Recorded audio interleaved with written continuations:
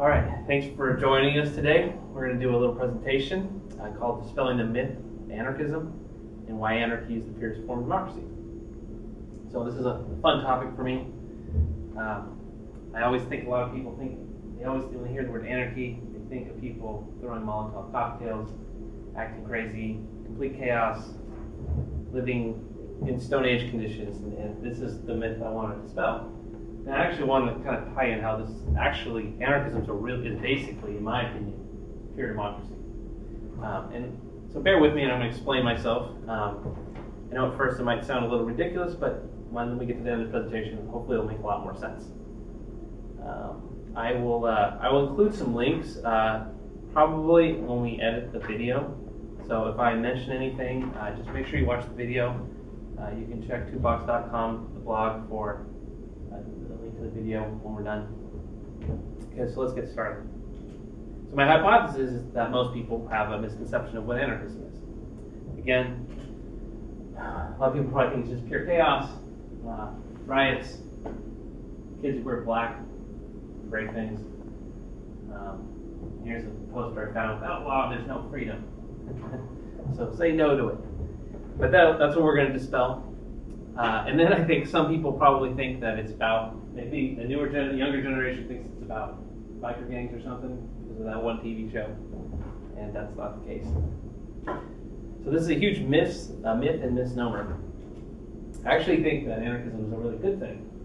It's a good thing to think about, it's a good thing to try to practice, and I think it's good for the world. So let me explain why. So anarchism, in a nutshell, is all about reducing concentrations of power and spreading it around individuals. That's it. Okay. So if you can keep that little definition in mind throughout this lecture, it will help you understand where I'm going. Of course, I don't want to give it an all-encompassing set of rules because that wouldn't be very anarchist-like. But it sounds like what democracy should be, huh? So what's wrong with the concentrations of power? So we all know that great phrase that power corrupts. If you give too much power to any one person or institution, they're generally going to abuse it. And we have a lot of examples where this has happened. Obviously, Hitler killed billions of people, had a lot of power, and some crazy desire to take over the world. And of course, right after him, Stalin killed a bunch of his own people, sent them to prison camps. We gave this gentleman too much power here, in the bottom left, and he went and started 2 wars. And I really wish he wasn't reelected, because that would have probably severely reduced a lot of his devastation. And then even this gentleman to the bottom right, is killing citizens around the world, children, and he's giving himself a lot of power to do so. And everyone should definitely read up on the NDAA, which is the National Defense Authorization Act. This is a law that went through that gives the ability for the executive branch or the military to indefinitely detain any citizen they want. So indefinite detainment means you can be in prison forever. And that's, obviously a huge blow to our civil rights and a lot of things that America is built on. And if you don't believe me, the ACLU, American Civil Liberty Union, they've been working on this for a while. So if you go to their website, you can read all about it. In addition, there was an assassination of an American citizen. There was no trial or talk, no innocent until proven guilty. This is through the Obama administration. They simply labeled him a terrorist. He wasn't even in a war zone, and they executed him. So this is, this could happen to anybody. That's what's so dangerous about it. So again, too much power can be a really bad thing. Side note to that gentleman that was killed, his son was also accidentally killed in a separate attack and wasn't even on the list. So it was a complete accident. He was just drunk. So this is kind of why the power is so dangerous. The ACLU tried to sue the Obama administration, but because it's clearly illegal and unethical activity, but a judge wouldn't even hear the case. So I mean, in this case, the president's above the law, and that's really bad. Because so is the guy in the top left corner and the top right corner. Can't have that. One final word too is the current administration is prosecuted more whistleblowers than any other administration in the history of America. So that's really whistleblowers are checks and balances. They make sure that power doesn't get out of hand. So if you're prosecuting them, you're severely cutting the ability to have a regulated system. So moving on, So what's so bad about too much power? Again, power has the ability to kill off large groups of people. You know, Hitler and Stalin killed tens of millions of people. Combined, I think it might be somewhere in the 40 million person range. I think if you include Mao, it gets even bigger. Power tends to erode individual rights. And I like to say that, you know, one thing that's important about having too much power at the top is you're removing the ability for the base to contribute and improve. So no one's as smart as all of us. You know, if you have a group of elites and powerful, like a government that's highly centralized and with lots of concentration of power, you're not getting all that information diffusion. So this is, I'm under the impression this is kind of a natural law how the world works. The world power likes to collect and concentrate and get very dense, and then it likes to abuse. And so there's one great case study I like to use to make this case, and it's the Stanford prison experiment. So in 1971, 24 people volunteered to join this experiment. I think they were Stanford students. They may have been other people from the neighborhood, Palo Alto. So 12 people were randomly chosen to be guards and 12 were randomly chosen to be prisoners.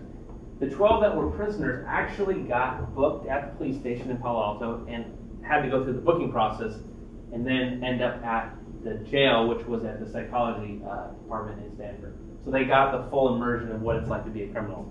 And this was, I guess, important perhaps to like break the person down and to get the psychology going. Guards were given khaki uniforms and sunglasses so that you couldn't see, so they could hide behind their eyes. There's kind of this theme about having a mask on. And so they were left to guard these 12 individuals in this basement of this school building. And basically after a few days, the guards became very abusive, started doing really weird things to the prisoners, like making them do push-ups, kind of like dehumanizing them and doing weird kind of sexual, not like sexual abuse, but kind of like playing with their sexuality or making fun of it. And people were having nervous breakdowns. Even the professor who was the warden over presiding over the experiment, he got too immersed in it, and someone had to come along. They had to come along collectively and close off the experiment early. It was supposed to go for about a couple weeks, maybe, and it went. I think they had to close in 5 days. The Stanford University still has a great website on this. It's very fascinating. Everyone should go look and read up all about it. There's a lot of videos on YouTube. So what we learn is, power is a behavioral thing, and so when you place people, if you give people authority and you have the right environments, people can be very abusive, and they can take advantage of their power, and that's why power is dangerous in concentrations. And we see this over and over again throughout history. So moving on, going to power in governments. I like to talk about this a lot. So communism, in theory, we have this great idea, every distribution of wealth, eradicating other forms of inequality, eradicating racism and religious chaos. That's a great thing.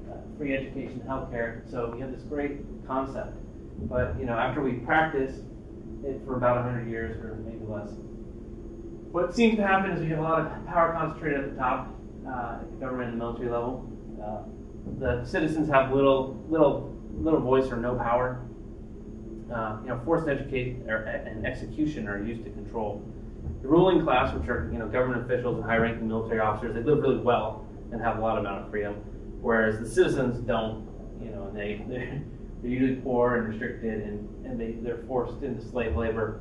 And a great case study of this slave labor issue is that even now in North Korea, they have some North Korean citizens doing slave labor logging in Siberia. So not even in North Korea, they're in Russia doing logging. And the logging is for a British paper company, which is obviously a capitalist organization in Western Europe, and they're taking advantage of some slave labor. So definitely look at the notes in this video to learn more about that. So that's communism backfiring right there.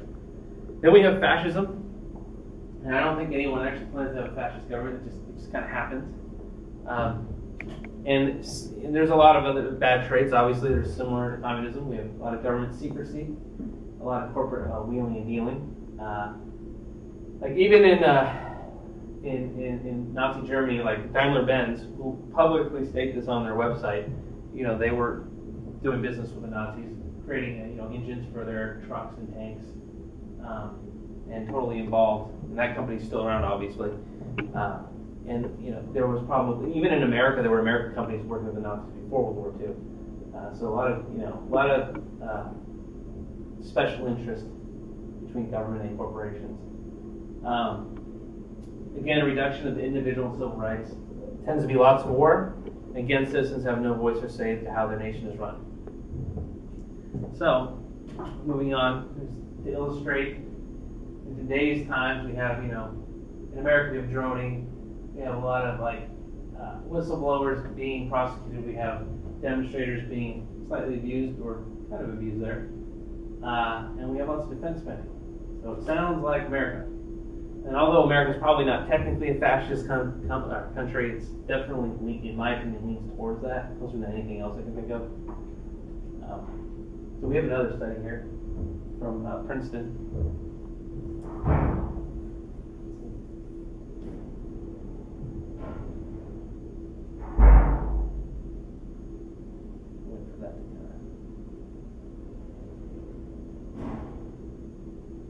So the study from Princeton says that they've determined that America is no longer a democracy. This just came out. It's really fascinating. It probably should have got more press than it did. And here's a quote. This is kind of like a summary quote from the study. Despite the seemingly strong empirical support of previous studies for theories of majoritarian democracy, our analysis suggests that majorities of the American public actually have little influence over the policies our government adopts. So what we have nowadays is corporations and the government are running America for their own interest and not for the benefits of the American citizen. So, so when you move towards a more anarchist society, what happens is concentration of power are removed. So they go from say, the top, being very highly concentrated, they diffuse to the individuals. So I use this little chemistry analogy here. So what I like to say is approaching anarchism is approaching true democracy. It means people are running the show and not just a few people at the top. So it's a pretty simple concept. And then there's objections, of course, right? Like the people aren't fit to govern. So the fear by, in my assumption, the fear by elitists and what I hear by a lot of people is, and even by the people in the educated class, is that the average citizen isn't smart enough to govern. You're like, okay. But perhaps if we spend more time educating our population and not investing so much in defense and special interests, we might have a better educated population. And who's to say that the elite has a better agenda or ideas? Wouldn't a democratic vote be the best way to know? So again, no one's as smart as all of us. So if you have a lot of people making decisions at the top, and it's just it's a small group of people with lots of power, I mean, you can't have all the best ideas in that room. So it's really important to pull from a greater population.